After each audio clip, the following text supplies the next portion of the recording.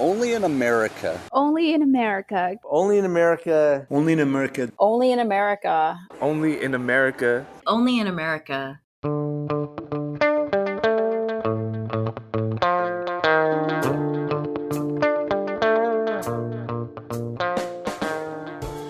This week, we're starting our final series of the year with a look at immigrant youth who face violence and poverty in their communities, and how we can build systems that better support them.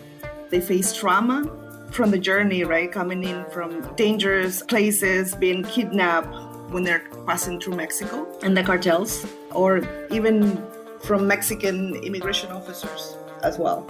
So you see all the trauma, like they have seen people die in front of them, family members, friends, and then you have the trauma of crossing the border as well.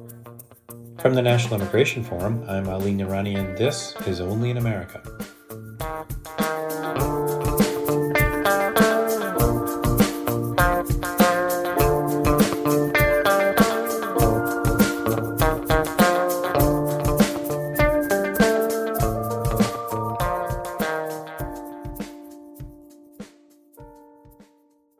We're rounding out our 2020 season with a look at our nation's future, specifically through the eyes of young immigrants. Across the country, young immigrants are driving change, they're advocating for their communities, and they're helping power our economy. But in addition to their indispensable contributions, many immigrant youth, particularly those fleeing poverty and violence in places like Central America, face unique and complex challenges. The challenges they face would be daunting for anyone, let alone children and teenagers who have fled traumatic situations only to be met with a cycle of violence and poverty here in the U.S. The trauma that stems from violence, abuse, and poverty is not erased when you cross the border. In fact, these traumas can be further compounded by immigration status. Young Central Americans often face the stigmatization of gang affiliation or alleged gang affiliation in the U.S., driving them into the shadows and isolating them from their communities. And because many have not had access to a full education, they face difficulty at school and trouble finding work. Under the Trump administration's policies, young immigrants are facing even more hurdles when seeking safety. With the Trump administration essentially gutting the U.S. asylum system, thousands of asylum seekers, including children, have been forced to wait in dangerous Mexican border camps for their cases to be heard. And under pandemic-related restrictions, many have been expelled from the U.S. without the opportunity to even make their case. Meanwhile, the Trump administration's crackdowns on both legal immigration avenues and interior enforcement have created a hostile environment for immigrants already here in the U.S. All to say, the conditions driving young people to flee their homes are not being magically fixed when they arrive at the border. In fact, whether at a makeshift border camp or within the U.S., our country's immigration policies often serve to only exacerbate the trauma of immigrant youth. As my guests this week point out, these young people have come here for a peaceful life, to work, to have a family, to live in safety. But if our systems and our policies prevent them from accessing the resources to create such a life, we're only reproducing a cycle that ultimately harms all of us. So, how do we create a safer environment for young immigrants to address their trauma and heal? How do we build inclusive systems and policies so they can pursue their dreams and fully participate in our nation? Our guests this week have some ideas.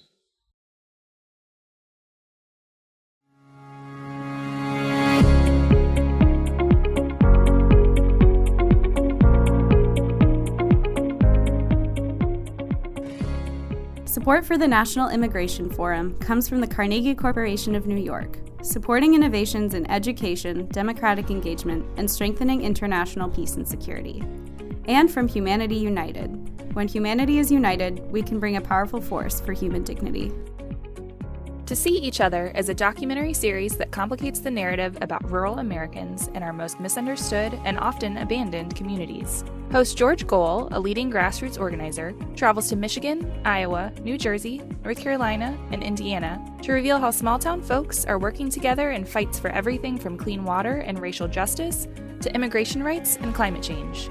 The show believes that when we see each other, we'll understand that we can never give up on each other. Subscribe to See Each Other wherever you're listening to this show.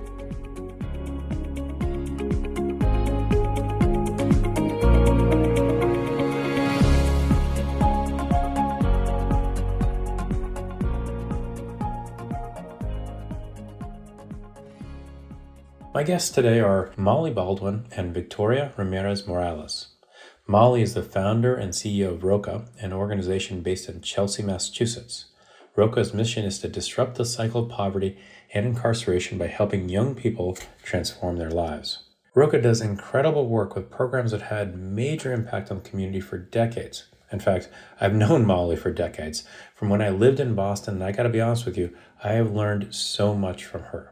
Roca's Young Men's program has served more than 900 young men from 21 communities across Massachusetts. Victoria leads Roca's Central American Youth Initiative, and her work focuses on disrupting these cycles of poverty and helping young immigrants build skills and access resources to build a better life.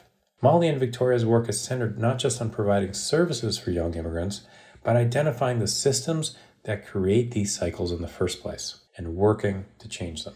They spoke to me about the unique challenges immigrant youth face, the ways they build trust, and how to show up for at-risk community members. Molly and Victoria, thank you so much for joining. I really, really appreciate it. Victoria, let's start with you. And before we get into the substance of the work, tell me a little about yourself. So I was born in El Salvador, and like the young men that I work with, I also immigrated here. Like them, I crossed the border at age 14 and reunified with my mother in 1989. It's like a long time. I end up in Chelsea, Massachusetts. And that's how Roca came to my life since I was 14, believe it or not.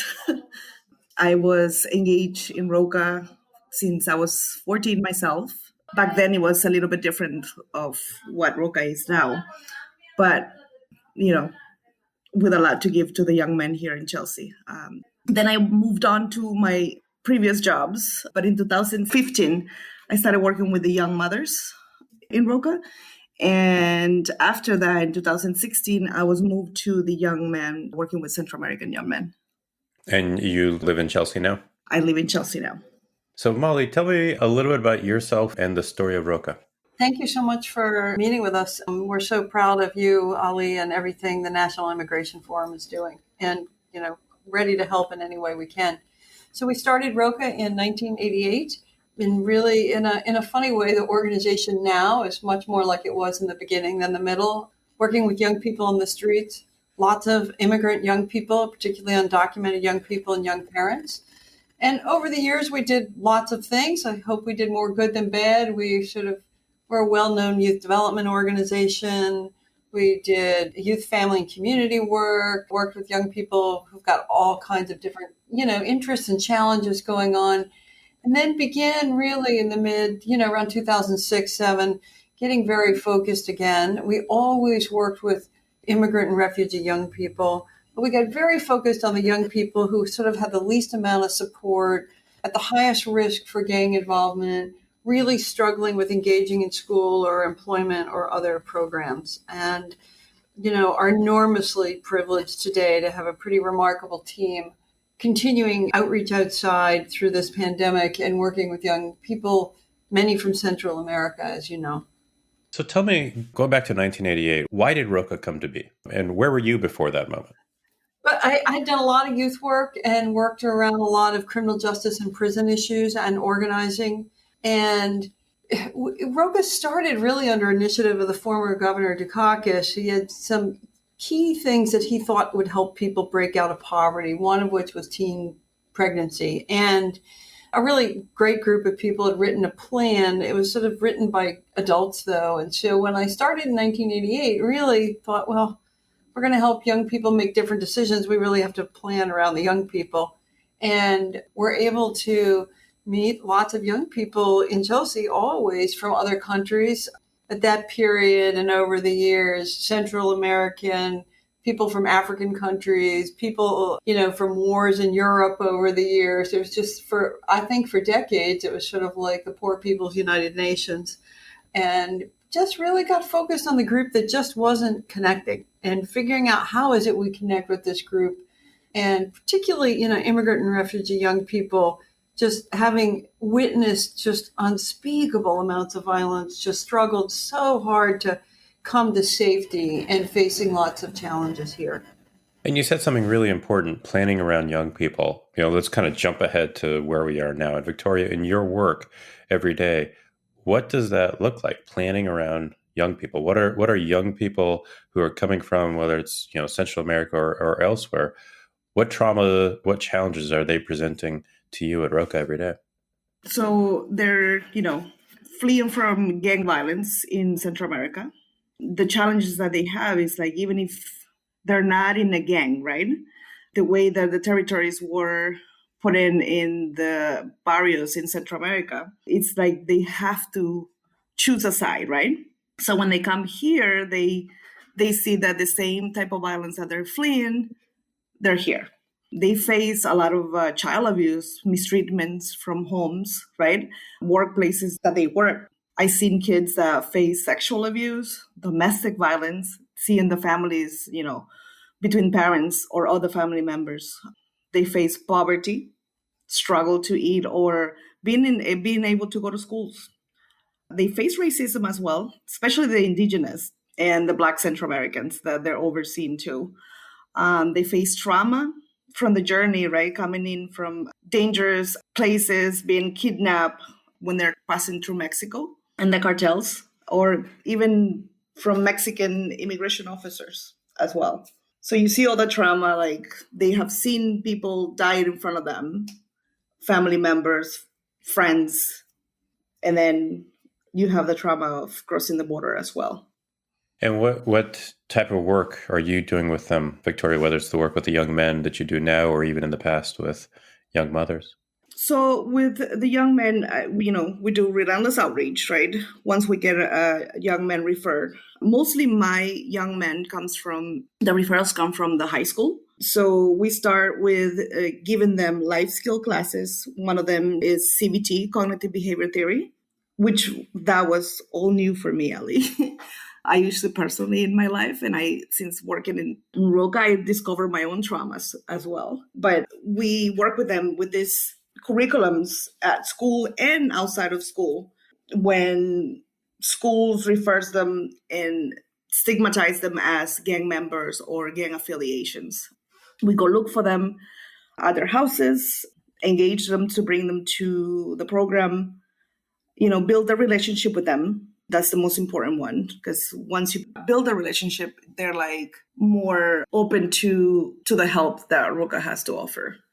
What's underneath that relationship? I mean, when do you know that that young person trusts you? When? Can I give you an example? Please. I know that the relationship is working when, I'm the person that gets the phone call from one of the young men saying, Victoria, I'm at the park right now and one of my friends got stabbed. That's when you know that you're building a very good relationship with the young man. They didn't call anyone else but me. And they trust me to work that relationship with the police, to guide police to the park, go down there with police officers and see these young men laying on the floor, stabbed by other group. And the kids stay in there until I get there with the police. And I guess you can say like working with police to make sure that, we get all the facts of what happened in the place and all that. So the first time something like that happened and you got that call, what was it like? For me, it was scary because I thought, oh my God, somebody died on my time. Yeah. That's how I call it. I always tell my kids, please do not die on my time. I'm always afraid of that one of my kids is going to be murdered or, stabbed or whatever it might be. So that day when I received the call, my stomach went like, oh God, somebody died. That was in my head, like one of my kids died. And I didn't even know the kid that got stabbed. I just knew the person that called me, So, a lot of things pass through your head, like, wow, how could this happen? And I personally take I tend to take things very personally. So I will be like, oh my God, I was such a bad youth worker because, this shouldn't happen on my time. I go through my own cycle, you can say. You talked about something about kind of engaging with police. And Molly, one of the things that I've learned a lot from you and from Roca is it's not just about the service, but it's also about the system. Talk a little bit about kind of making that bridge. So, what Victoria and the rest of the team are doing in terms of outreach every single day. How are you and the team then communicating that to policymakers, but then really trying to change systems overall? And so I just say a couple things. I mean, we learned, and we're very clear that when you work with young people sort of at the center of urban violence, if you will, they're engaged with systems, probation, police, corrections. And since we wanted to have the privilege of working with those young people, because we know they can change, they can heal, they can address their trauma, we figured out we had to work with systems partners. And so we built a very deliberate strategy working with police so that we can wrap around young people. We can try to keep them alive and keep them safe, find them when they're lost, and intervene when we need to. It's a series no different than young people of very deliberate relationships. You may recall we use these peacemaking circles, an Aboriginal methodology for sort of talking and healing and bringing people together, which is interestingly quite behavioral. And we bring young people and police officers and staff together to get to know each other so that we can, all understand that we're human beings and be far more compassionate. In Chelsea, we have a long and pretty extraordinary history working with the Chelsea Police Department. Chief Kais is, sort of very enlightened person, and really his department, they've brought almost all the police through peacemaking circles and are just really open to helping young people. And really have come to understand, I think, the trauma that's happened to young people. As Victoria was saying, these young men and the young mothers we know from Central America really in their country, in the sort of fleeing their country and coming here, suffer just unbelievable amounts of trauma from war, from gangs, from violence, from sexual abuse, manipulation. And so how we make life safe for them through the individual relationship. As Victoria was talking about, the CBT, the cognitive behavior theory, we've adapted evidence-based practices to sort of an ordinary process of teaching emotional regulation, where young people can learn to separate what they think, feel, and do. And we think that it is healing for trauma. We think that young people are learning to actually rewire their brains and access a different part of the thinking part of their brain. And most importantly, creating places that are safe enough for young people to begin to discuss and address the trauma. Because when they can do that, then they're then able to have sort of agency in their lives, if you will, and make different kinds of choices. So then, Victoria, do you feel, you were talking about kind of the pressure that you feel, right, for the particular youth. But then how do you, this is a question for both of you, actually. How do you take all of that trauma and the challenges and the struggles that you work with every single day and kind of help, whether it's Chelsea as a community, greater Boston, the region, much less the country, see these young people as assets to the community? Because, there's just this terrible stereotype that's often kind of put on young Central American men and women. So I want to say that, you think about the young mothers for a minute, right? And then we'll get to the young men. Some as young as 14. I mean, several years ago, there would be literally hundreds and hundreds a year.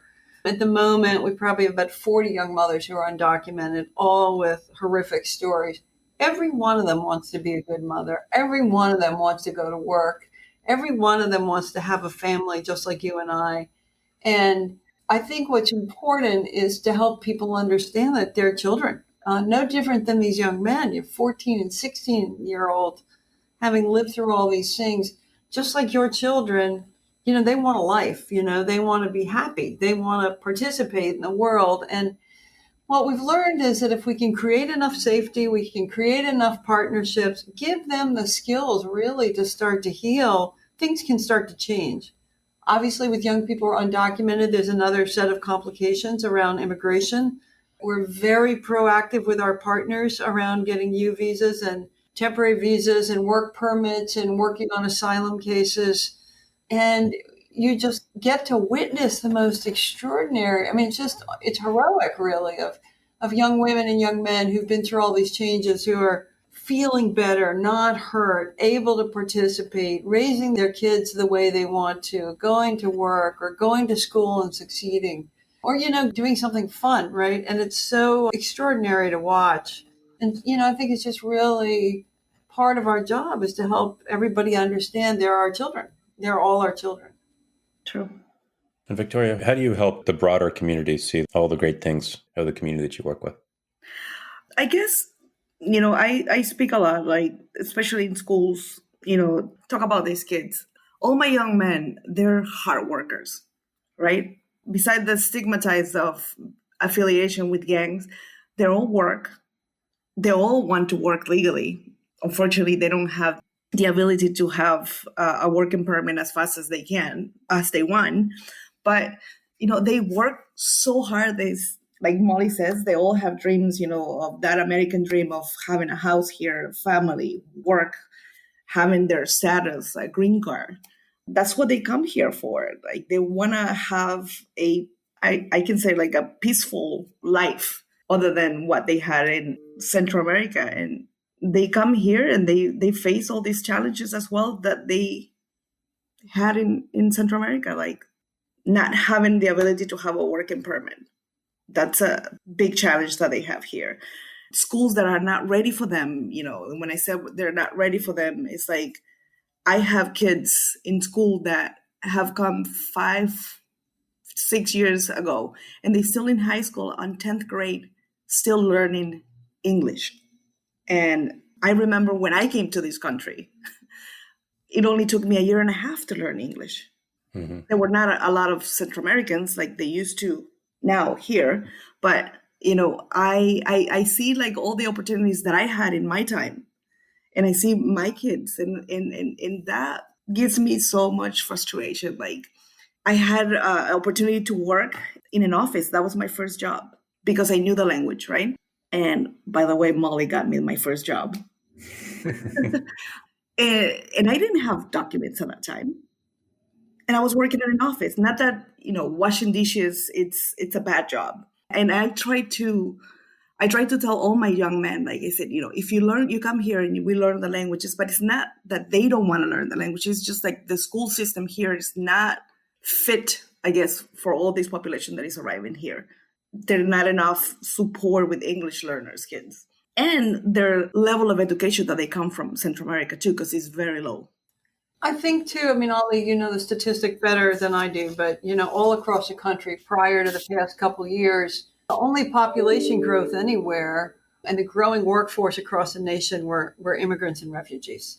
This is the history of our country. This is who we are. And we need people. And we need people to grow and to build businesses and raise families in order to flourish as a nation. And I'm most hopeful as we come through these really difficult years that, with leadership like yours and others, that, we can help re-engage the country with the young people that we so desperately need. I think that's just so important to understand. One of the themes that I've been kind of wrestling with over the last year or two is the theme or the value of dignity. And I guess I want to test this with you. I've come to believe that our nation's immigration system and so many systems, federal, state, local, actually strip dignity from the immigrant or the refugee. And that leaders like yourselves, organizations like Roca, are working to rebuild not only the dignity of the individual immigrant or refugee, but actually encouraging and urging and pressuring systems to treat people with dignity. I don't know, does that resonate? It does. And I think we've been very, lucky where we are because we have leadership, city managers and police chiefs and mayors and other people, for the most part, not everybody, really recognizing the dignity and value of every human being, the importance of the immigrant community in our cities and our culture, really listening to what people have been through and trying to create a different way for people to be together.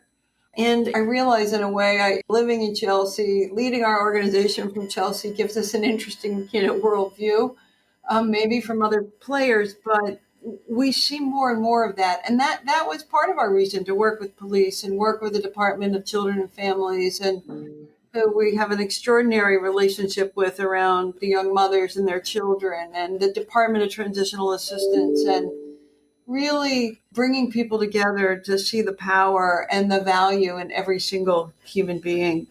And having, witnessing young men and, young mothers, I sort of, the particular young mother in mind who we've known for years, who fled a huge amount of violence at home and in Central America and came here, very difficult journey, ended up with a partner here where she was physically abused, she was trafficked. She somehow has found her way out of that. She raises her kids, she goes to school, she's just ready to carry on and raise her children. And it's so beautiful to watch, right?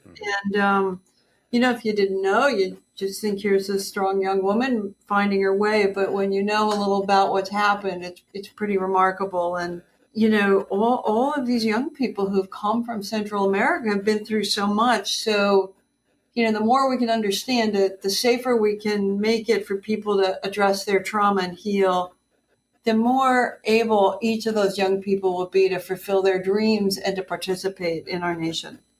Victoria, what gives the young people that you work with hope? I think Roca gives them hope. Most of the population that I work with, when I start working with these young men, you ask that question and they cannot even answer it to you.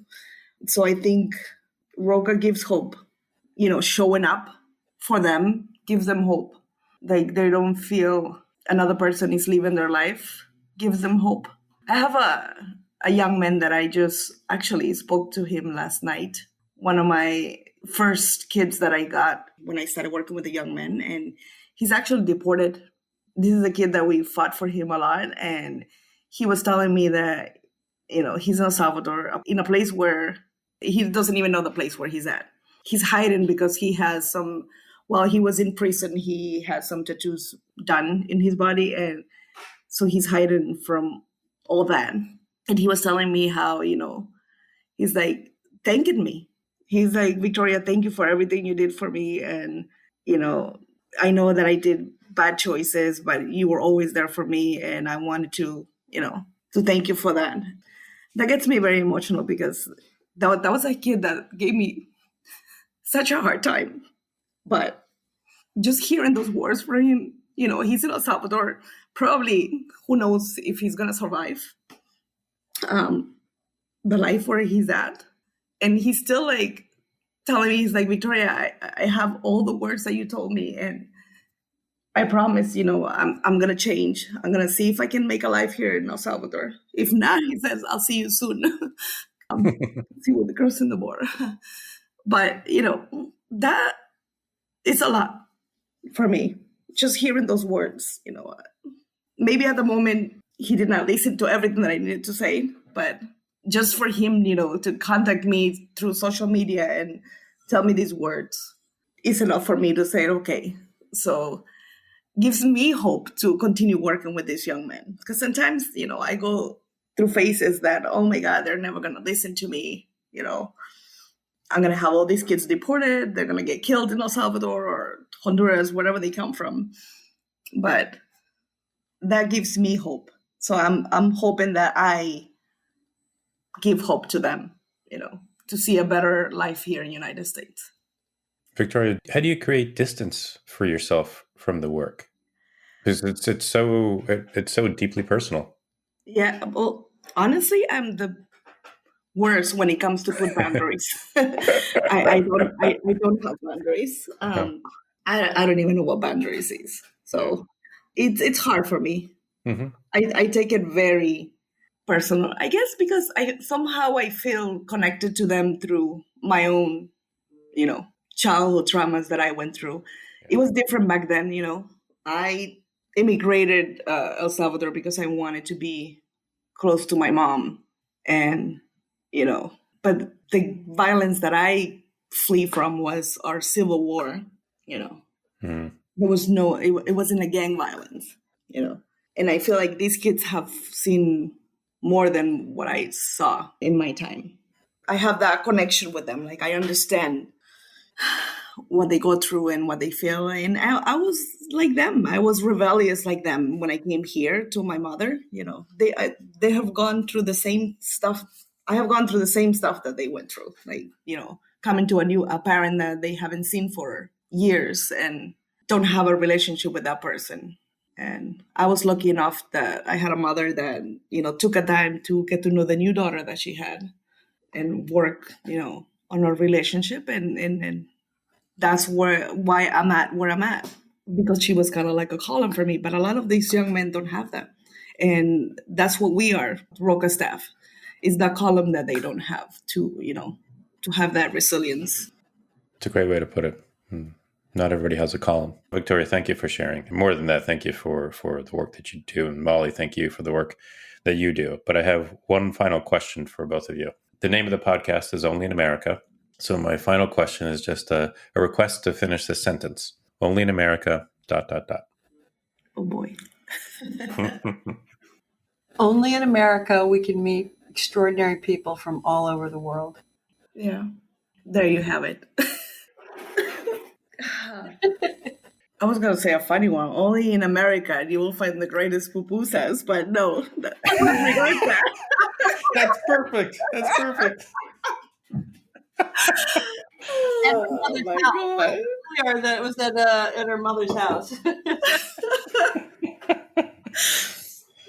Only in America you can find the greatest pupusas? No. At Marta's house. At Marta's house, yes. That's very true. Only in America do we pride ourselves for freedom that we enjoy taking away from others. That's beautiful. That was beautiful. Thank you. Thank you.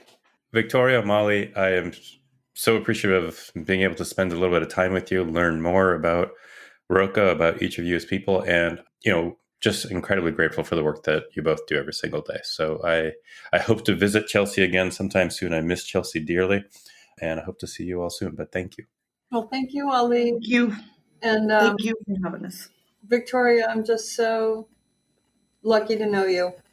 Just love listening to you. And Ali, thanks for giving us a chance to share. And, truly whatever support we can be to you in these next few years, we're here. So thank you.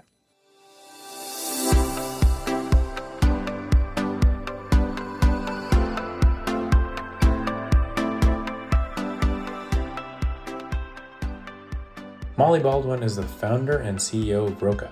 Victoria Ramirez-Morales leads Roca's Central American Youth Initiative. You can learn more about the incredible work Roca is doing at our website, immigrationforum.org/podcast. And if you like what you hear, subscribe to Only in America, wherever you're listening to this episode. Only in America is produced and edited by Joanna Taylor, Megan Wetmore, and Becca Wall. Our artwork and graphics are designed by Carla Leja. I'm Ali Narani, and I will talk to you next week.